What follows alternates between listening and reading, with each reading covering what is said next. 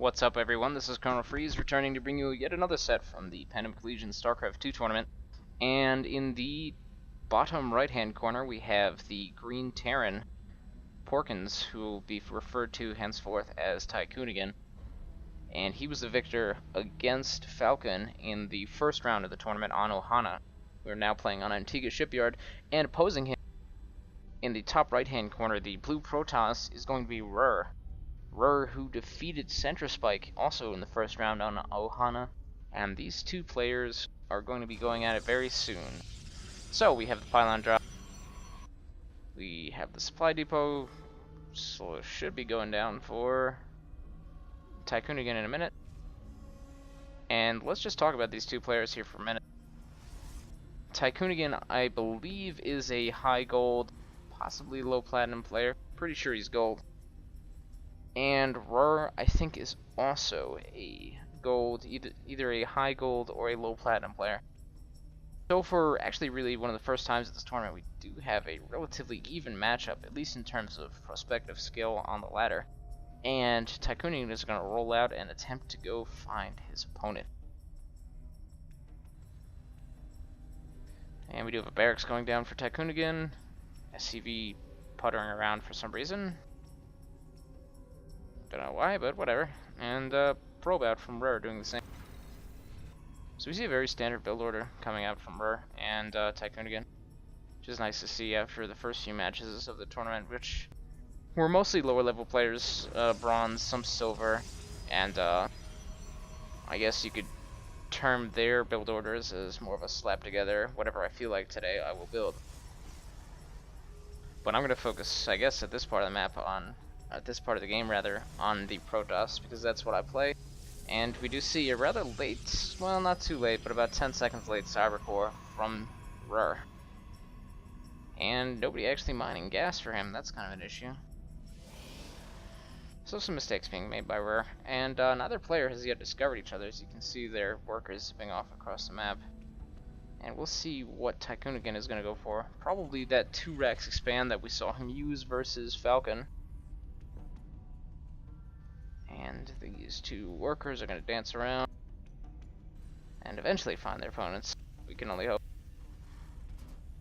And refinery going down for Tycoonigan.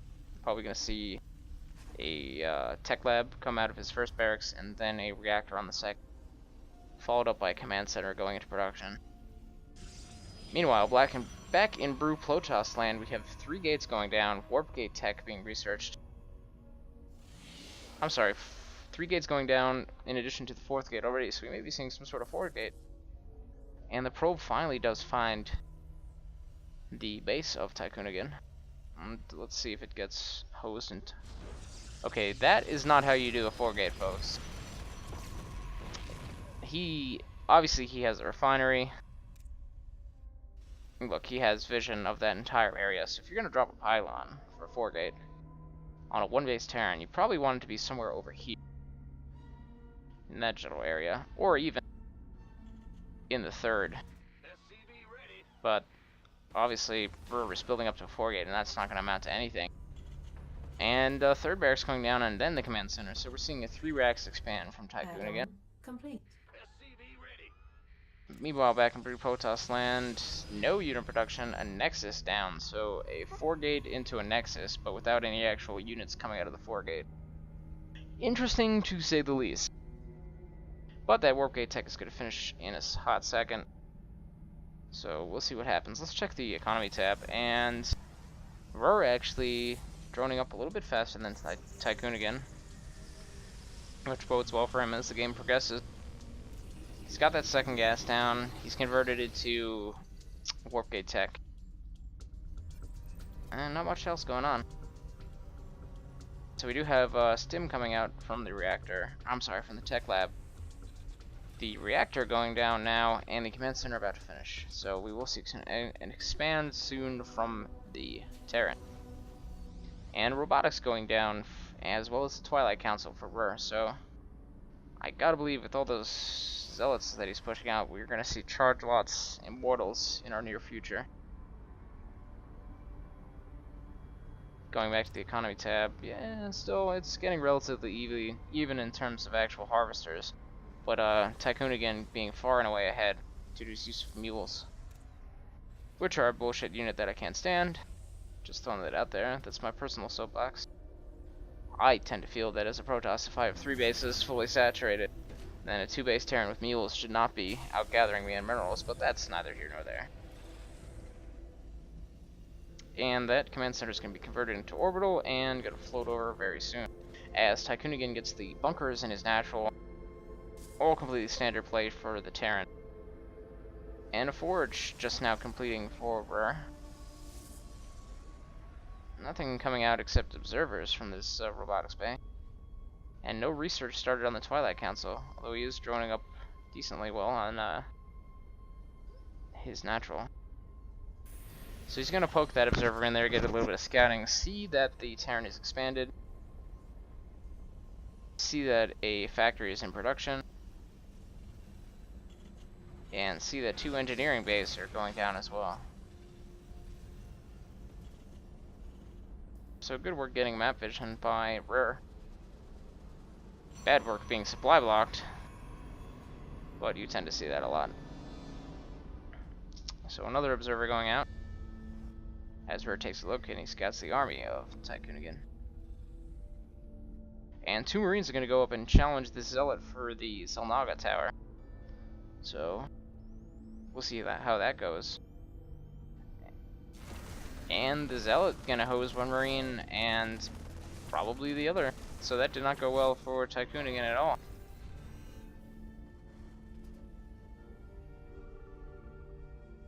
Meanwhile, back at the Protoss space, he's got a lot of unspent minerals. He's not gotten the simulators on the natural gas, which is kind of a concern. But getting more Zealots, nothing out of the Twilight Council yet. And a Warp Prism queued up, and it'll start production as soon as he's unsupply blocked.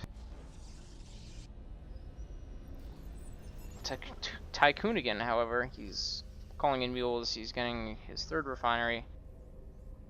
He's going to do the Starport factory exchange in a minute. And that's going to enable him to get out medevacs, along with his Stimpack. And his +1's a little late, so I'm not really going to be able to do that 1-1 timing, but we'll see. The factory is up and out, but the starport is not yet transferred over. The good thing for Rur is he's got his observer very nicely positioned and hasn't been noticed yet, so he's going to see everything that's going on in regards to this potential push. And Tycoonigan has unfortunately supply locked himself once again. And we have 3 additional gateways going down for Rur, bringing him to a total of 6 gateways, and Blink coming out instead of Charge. And that's kind of weird, folks, because he has, let's see, 11 Zealots, but only 4 Stalkers, and he's going to get Blink first? One would think if you're trying to, you know, either get Blink or Charge, you would make primarily the unit that you want to get that ability for, but that does not seem to be the case in this game. And a Warp Prism, getting some Stalkers, loading up, and it's going to try and go around and take care of the mineral line of Tycoonigan, I've got to believe. As these medevacs come out, and maybe it's a indecisive Warp Prism. It's a little scared, but we'll see it in play shortly, I have to believe. And finally, Rur takes map control, or at least vision from the Zelnaga Tower, from Tycoonigan. And despite his rather unorthodox opening, to say the least, Rur is not doing too badly here. Although he will get his Warp Prism scouted by that Marine. And we're going to see a push up the ramp, a completely disorganized push with the Stalkers in front and the Zealots behind. And at the same time, we have a drop and warp in the middle line. So, yeah, we're not going to pay attention to the ramp, because that army is completely hosed, and that's a huge tactical error by Rur. But he is taking out almost all of the SCVs in the main of Tycoonigan, and a weird Blink. And yeah, that is a complete wipeout of SCVs from the main. So let's take a look at the units lost tab. Yeah, 21 workers lost, and here we go. The army is moving in, and he's gonna blink back with the Stalkers, load up in the Warp Prism, and roll out. sacrificing those zealots.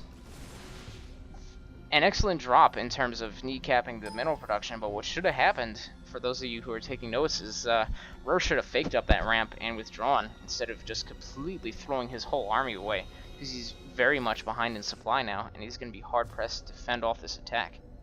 And look, wow, I totally did not notice this. Look at the unspent minerals from Ruhr. He's at 2,400 minerals and 500 gas. That is a no-go, people. If you have that many minerals, you need more gateways and more production, but Tycoonigan pushing hard with his Marauders and his Marines. He stims, forcing those to retreat, and oh no, the War Prism is going to run right across the Marines and die with 3 Stalkers inside of it. That is a huge tactical error from Ruhr, and that Nexus is going to be under fire. And what the hell? He's going to send the probes in conjunction with the Zealots, with the Stalkers, warping in Zealots. And that is a huge tactical error, because he's essentially just done to himself what he did to Tycoonigan, is he sacrificed all of his probes to defend that. So, decent defense, but the medevacs get away, and let's take a look at the unit loss tab again. Okay, 26 workers lost by Ruhr, so he actually did worse than the damage he received worse damage than that he inflicted on Tycoonigan. That was a very awkward sentence. And now he's putting down 2 robotics bays. Let's go back to the production tab. A Dark Shrine and 2 robotics bays, as well as a 3rd. And more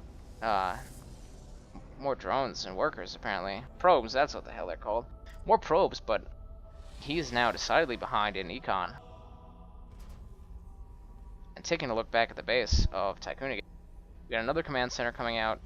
He's pretty well saturated on his natural, and he's starting to re-SCV up on his main. But after losing his entire army, he's got a decent amount of units back up. Viking for some reason, some Marauders, and a Marine. Meanwhile, not much unit production going on from Ruhr. He's got 6 Stalkers in the field. He's coming out with 6 Stalkers there and 4 here, guarding against potential drops. And he's got another War Prism coming out and an Observer, getting +1 armor as well. But I don't know what the hell these 2 robotics bays are doing, because they're not producing anything. They're just kind of, I don't know, what do they cost? 200 minerals and 100 gas? I think that's right. It's an entirely unnecessary waste of resources. That War Prism is going to head up over here and is not filled with units. It's just going to kind of cruise around. And we do see 3 Marauders and 2 Marines and a medevac looping around, and I gotta believe they're gonna loop around the map. And using this factory as scouting, they're gonna come in and attempt another drop on that mineral line. And we see the command center rolling out to establish the 3rd, which will be scouted by the Observer here at the 3rd. But Ruhr is back up to 1,000 minerals, and he's not producing anything from this this gate. Good God. Anything from his robotics facilities. Okay, now that only took like 3-4 tries. Anyway, he's not building anything from his robotics. And he's definitely being out upgraded as well, only getting upgrades from the 1 forge. Meanwhile, Tycoonigan has 2 engineering bays. And we have Dark Templar being loaded in a War Prism, and let's hope for the love of God that they do not attempt to cross at that juncture, because there are way too many Marines and a missile turret. So, okay, actually what we are going to see, I think, is Dark Templar blocks, or at least a Dark Templar strike on this command center, which is a little pointless because there's no SCV. And we do see a drop here that I totally missed, and I apologize for that. Tycoonigan mopped up 4 or 5 probes that were at this natural, and I guess he's going to send the Warp Prism all the way from the other side of the map and warp in Zealots to deal with this. I don't know why you didn't just roll out with the 6 Stalkers from here, but, you know, to each their own. That Nexus is going to be saved, but another round of worker losses for Ruhr. And checking back, he's not too far behind now, but he is behind by about 5, and he has to rebuild that that probe population. And I don't think he is. There we go. And looky here, that Dark Templar did cause the command center to lift up. I don't know why we haven't seen a scan and a kill on that yet, but we should see that shortly. So taking a look at the units tab, right now Ruhr has 7 Dark Templar, 11 Stalkers, and 9 Zealots, versus 2 Vikings, 8 Medivacs, 13 Marauders, and 32 Marines. And that's interesting to note because remember, Ruhr has 3 robotics facilities, and not a single unit other than a Warp Prism and Observer have come out of them. Against this high Marauder population, Immortals, Colossus definitely would be a huge help overall to his army, but he is not taking advantage of that tech at all. And that's going to hurt him in the long run. And we do see a Templar Archives coming down instead. And finally an Immortal in production. But nothing from the 2 extraneous robotics facilities. And that command center is finally landed now that it's killed the Dark Templar, and it's got mules coming down on it and a few SCVs turf over. And the economy intake for minerals for Tycoonigan is going to be significantly higher, mostly due to those mules, although Ruhr has regained a little bit in the harvester count. But again, on 3 bases, you want to see something more along the lines of 60 workers, not 39 and 40 respectively. Even for 2 bases, that would be light. And we have a lot of Stalkers and units just kind of sitting, protecting against potential drops, when he obviously has a Forge. A Probe might do as well, or an Observer scouting to see those dropships. But I guess that's a little bit beyond what's going on in this game, so oh well. Yeah, I like the scouting that Ruhr has done in this game, but his choice of build order and a little bit of his army control has been haphazard. And here we go, we're going to see an engagement. Tycoonigan pushing up to the Zelnaga Tower. Those Zealots are rushing in, but getting almost instantly hosed by these stimmed Marines. The Pylon's going to go down, the Raven is going to track them, and here we go. Ruhr is going to continue to give ground while losing units. Almost all of his Zealots have gone down. And the much faster Marines and Marauders are going to keep picking people off. As we see High Templar going down, and he turns and fights, but that's not going to be enough. He loses the Immortal, and I don't know why he ran halfway across the map to turn and fight after losing 6 or 7 units. But the scan goes down, and the Dark Templar go down, and all we have left from that army is 5 Stalkers. And he desperately tries to warp in more units, more High Templar, Zealots. A few Dark Templar that were loaded in a Warp Prism are finally dropped. But I don't think that's going to be enough in this instance. There's a very heavy Marauder population. Taking a look at the army tab, 25 Marauders, 2 Vikings, 10 Medivacs, and 39 Marines for Tycoonigan, although half of those are back in his natural rallying. Here we go. And those, yeah. That engagement not working out well for Ruhr at all. And he's going to lose this third pretty quickly, as it was already damaged from the initial drop on it. The High Templar go down as well. A lot of probes dying. A reinforcement army is almost mustered for Tycoonigan. And really no units left for Ruhr. And he does have 6 Stalkers here. But they're not going to do anything, and those probes are running right into the blob. Stalkers warping in, but they're too late. Dark Templar are getting hosed. And yes. So the natural is going to fall, and with 169 supply for Tycoonigan and 52 for Ruhr, this game is definitely going to go to Tycoonigan with a pretty decisive victory. Although there was some good drops on both sides to the other's mineral line. Tycoonigan just played the tighter game, had the better build order, and the better unit composition. So that's it for this game, and we're going to bring you the second game of this set momentarily, so stay tuned, folks.